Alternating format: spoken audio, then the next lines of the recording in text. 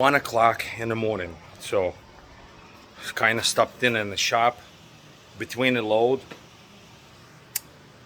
Why did I close the hood? I should show you, but anyways,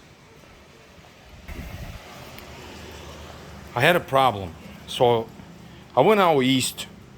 The roads are awesome, so I ended up replacing a thyroid end tube.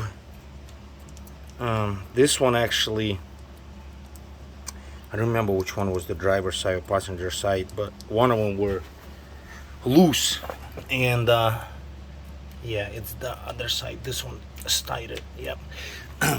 So this side was loose. A lot of you guys are gonna ask why I didn't buy the just the thyroid ends and replace it and save the tube. Well, guess what? The Peterbil didn't have it because shortage of the parts, and I ended up buying the whole thing. And it's $290 for the whole thing. Basically, brand new tube, brand new. Crap! I forgot to open the hood.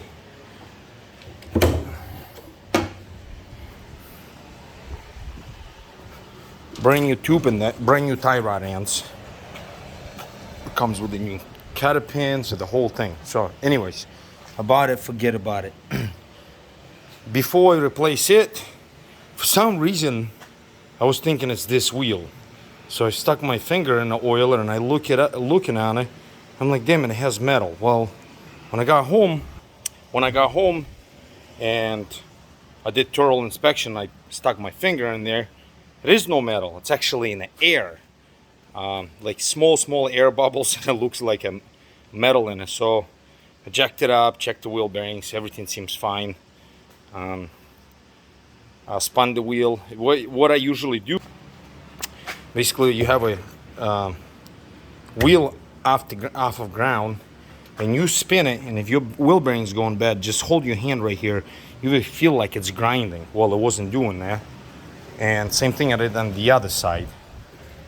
And then obviously you wiggle it up and down, and then you spin it and then wiggle it. So I ended up wiggling like side to side like this, as you can see on the camera.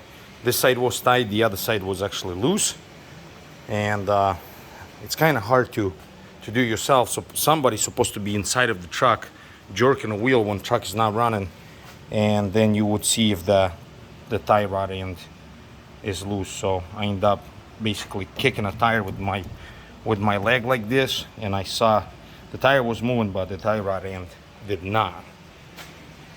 Greased the whole truck, and I have a couple batteries got boiled, so I bought a couple batteries. I'm not too concerned about buying really high quality batteries because I don't know who's watching me. From day one, since I've been in trucking, I always had problems with the batteries.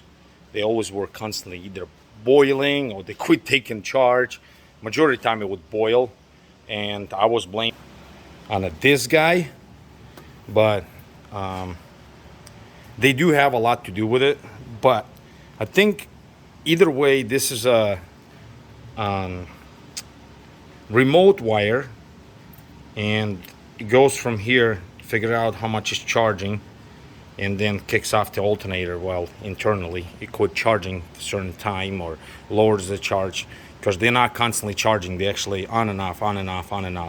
So I think this remote wire actually needs to be ran to the batteries, but I'm not going to do that because usually when I boil my batteries is during the summer, and it's not happening every summer, but if the battery's a couple years old, they start boiling, they get hot, they spray acid off of them.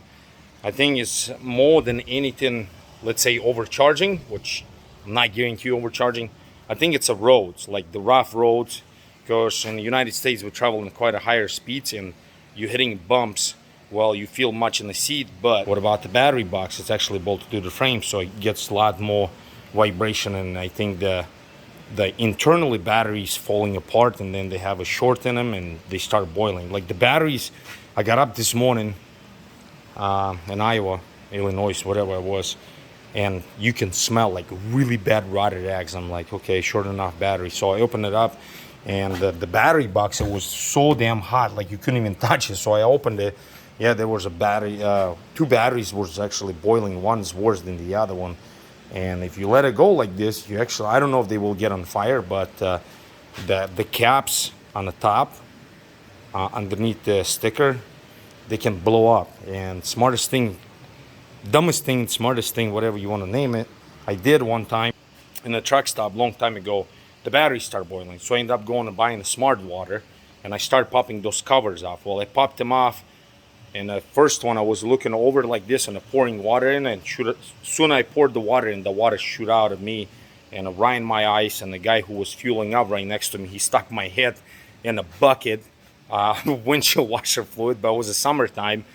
And actually was gladly had a pure water. And I'm like, why did you do that? He's like, well, I didn't want to see you burn your eyes out. He's like, that stuff's better than the acid off of batteries. The eyes were pretty damn red, but I didn't burn them.